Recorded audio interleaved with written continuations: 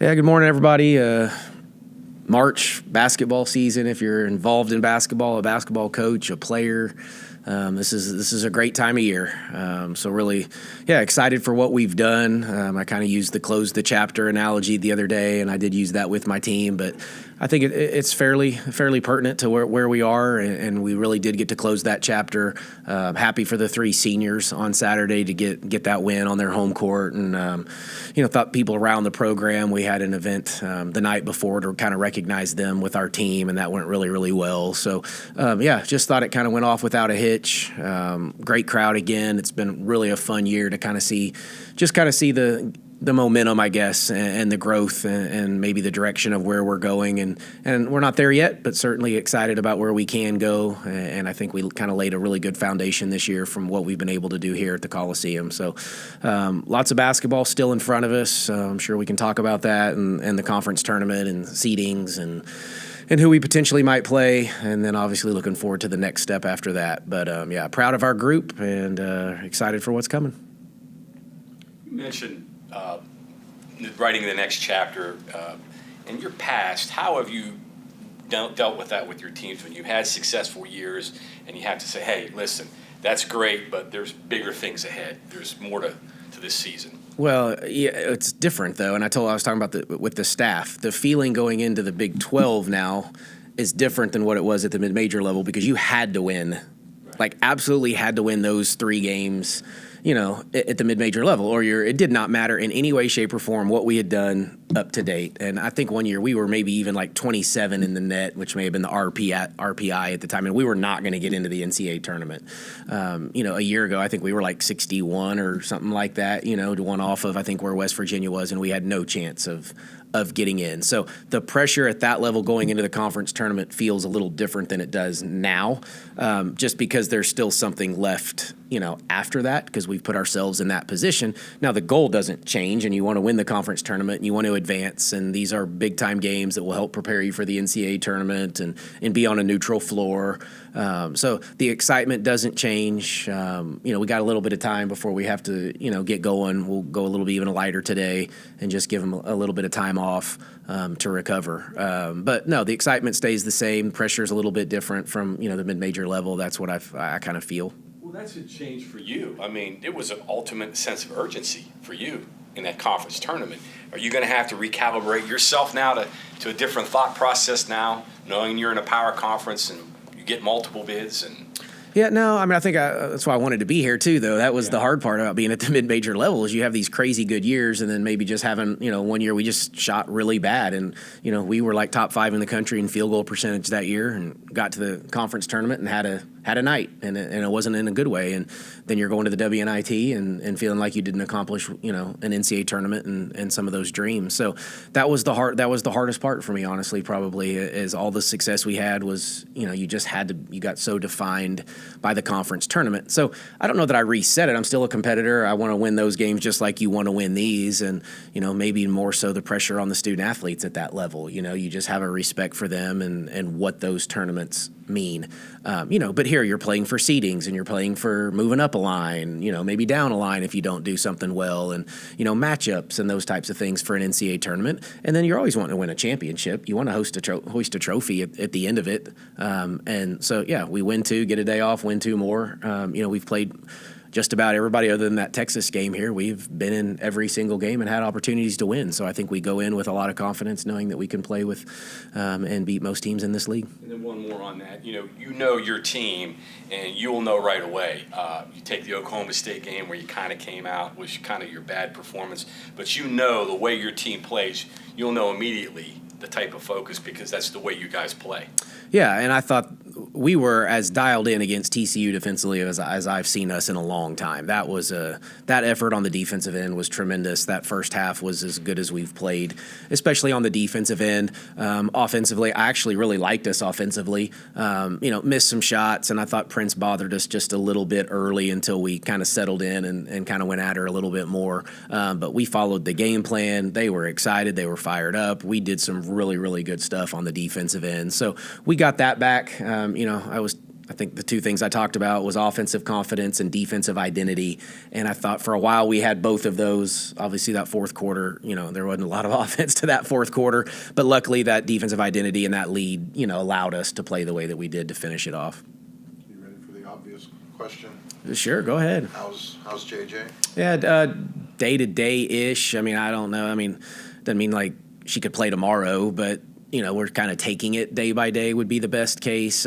It probably looks a little better now than it did or what we were thinking after the game. I think she's responded pretty well here over the last 48 hours, but we'll probably know more in the next 48, 72 hours to know really what it looks like for the weekend. Yeah. It ended up being like a bruise or just well, it's a knee.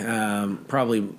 Yeah, I don't really know what they would even kind of technically diagnose it. It's a knee injury that, we've got some results or some imaging and kind of still waiting on a little bit of results for that to determine, the severity of it. But I think it's on the lesser side. So I think we're hopefully going to dodge a long-term bullet for sure. It's not, obviously not like an ACL or No, MCL. No, yeah, she has opportunity to play CL. here. Yeah, she'll have an opportunity to play here sooner rather than later, I think. What about Danelle? Danelle, I think going to be concussion. It sounds like so she's in that protocol and going through that. But I think she's responded pretty well too. It's I think those first couple of those first 24, 48 hours you learn a lot, especially in the concussions, just kind of where they're at. And we've seen it earlier in the year with like a Tirza who really just just got her pretty good. But I think Danelle's moving along in the protocol. Back to that TCU game, did you feel like in that fourth quarter that you might have to win the game defensively by not scoring at all?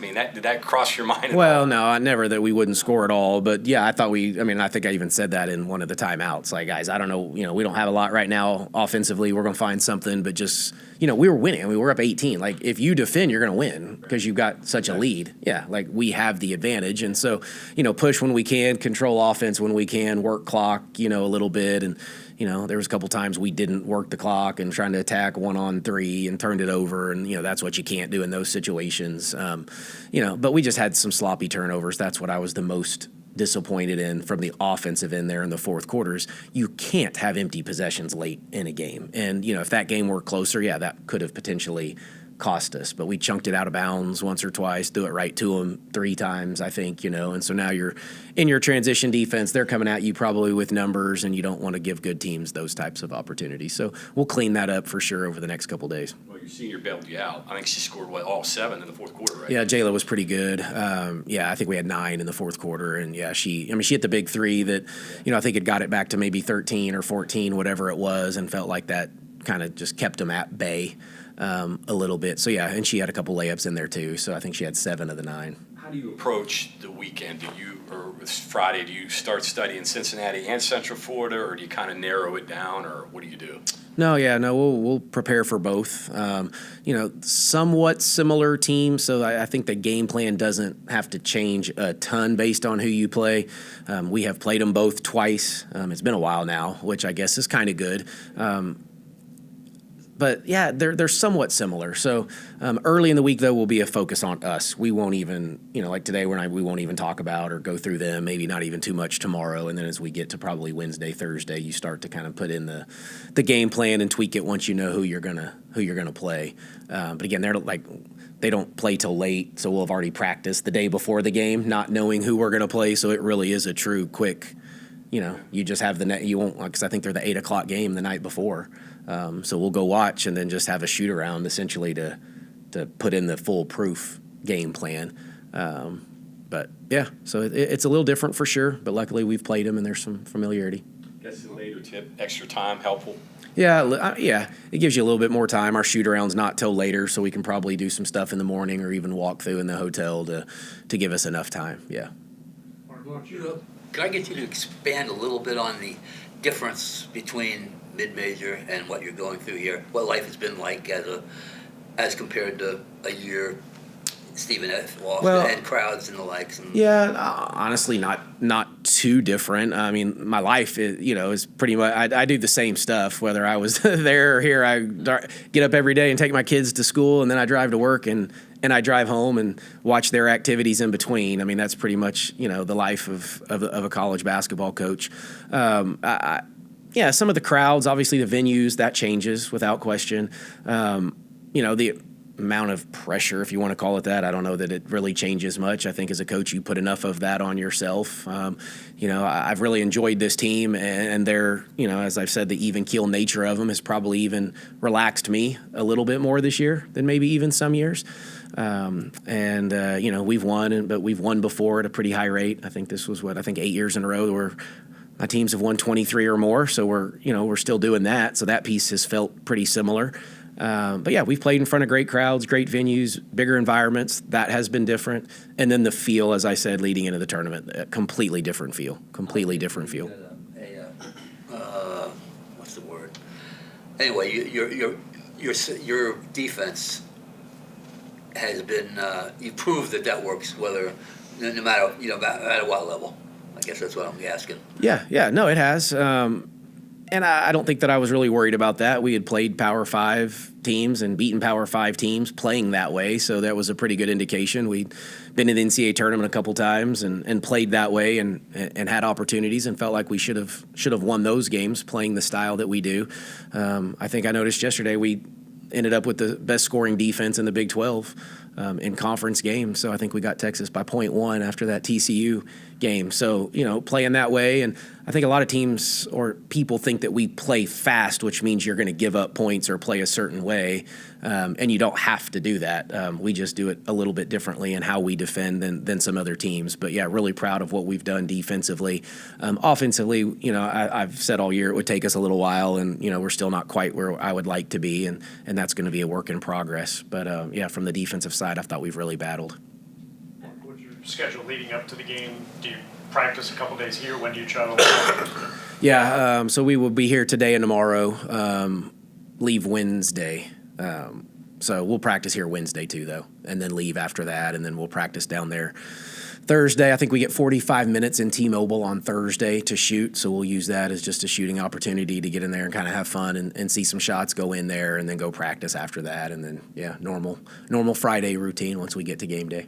You get to sneak down to Charleston tomorrow morning? I will get to sneak down, so yeah, I will get to go watch my daughter play in Charleston, so I'm not going to miss that one for sure. And then if they advance, I don't know what I'll do at that point, but we'll figure something out. If we advance, they advance, and I don't know how I'm going to manage that one. But yeah, they stream it. Yeah, it's still there's something I don't know. I'm gonna. Yeah, if you're a dad, you don't want to and you have an ability to get there, you want to be there because she's just a freshman, but you never know. You don't know if they'll be back, and you want to be there for your kids too. So don't know how I could manage the semifinal, but if she was playing in a state championship, I don't know what I'm going to do there, but I'm going to have to come up with something. Joe hooked me up when my daughter was in state championship in soccer. He sent me the clip. I could even watch her play. Yeah, back then, it wasn't quite. At least we do have streaming now, don't we? Kind of paraphrasing what you said after the game, that the 23 and 5 or 6 record, you would take that at the beginning of the year. Kind of paraphrasing that, but what did you expect at the beginning of the year, I guess? Yeah, I don't know that I really had any. I didn't have a number goal. I didn't say we had to win 20 or 23, or I thought we'd win 17. I never really allowed myself to even go there. I thought if it went well, it could look something like this, but like an undefeated non-conference. I don't know that I ever really, it was just just a coaching cliche. Really, truly, it was just go one by one and then, start to build it. But as it got going, then you just keep even believing a little bit more. And, they showed me something here in this game. And so I think we've had those moments. And then I think 7-game win streak within the league, okay, now we're piecing some wins together. And, we knew the back end was going to be that real stretch with all those ranked teams. And so we knew it would get a little more difficult, and so, yeah, kicking ourselves for the Baylor one or the Oklahoma State one, the Kansas State overtime, just might have changed a few things. But you still, essentially we finished in 4th. Right. We finished in 4th, and that was a tie, but, 4th place. We finished 4th in the Big 12. That's out of 14 teams. That's a solid year most years, and in particular in your first year. That's something I think to celebrate in itself. And we would like to have some back, but that's hindsight, and I don't want to live that way. That'd be miserable if I did. Fan of the tiebreaker system they got? Probably not this year. Yeah, it depends on how it goes. Yes and no, you know. Yeah. Yeah, like it goes into the pool. I think most leagues probably do it that way. Where it gets tricky is when you don't play teams twice and you only play somebody once and maybe you just played them on the road. You know, and so, you know, like if we had gotten into a tiebreaker with Kansas State and we lose in overtime at their place and never had a chance to play them at home, you're like, well, you know, I don't know if that's fair to put us and take that loss into the, you know, into the equation. You know, with us, Iowa State and Baylor, we played both of those teams twice. Now they did not, and so that's where it gets a little messy. You know, and so is 2-2 the same as 1-2, or 2-1 the same as 2-2 when you didn't all play the same amount of times, you know, in the same location. So that's where you're like, I don't know about, you know, I don't know about that, but. We knew what we were getting into. We knew that Baylor loss could come back to bite us in the tiebreaker scenario, and it did. Going back to scouting for this weekend, how tempting is it to look one step ahead to Kansas State when you have had success against both Cincinnati and UCF this year, but for you all and the players as well? Well, yeah, no. I mean, we won't talk about it. It won't be tempting as in, oh, like I'm cheating on, you know, UCF or Cincinnati to go look for Kansas State. I mean, we'll have a coach that does that, obviously that scout that looks ahead, but no, we will completely play the game in front of us. We didn't play them too long ago, so that game plan, you know, we'll have to adjust a few things in that one, but, you know, it's still somewhat familiar with our kids and on their minds. So, yeah, no, I just, again, can't live that way either and don't think too far ahead and play what's in front of you, but that's tricky too this time of year because all year you know exactly who you're preparing for, you know, so now we know we're playing Friday, but we don't know who we play on that day. So that does change how we practice. So I've typically done it, and I've been fortunate to have buys and double buys and, you know, in other leagues, is you just really put the emphasis on yourselves for the first 2 or 3 days of this week when you don't know, and we can really clean up some stuff while we do that, and then go ahead and kind of prepare as the week goes on for an opponent. Coach, you kind of opened up with your statement saying, you know, this is March and basketball season, and it's obviously a different type of season, and that there's so much more raw emotion from coaches and players this type of year. This team last year went to the Big 12 and got beat on a buzzer beater in the first round game. And I know there's no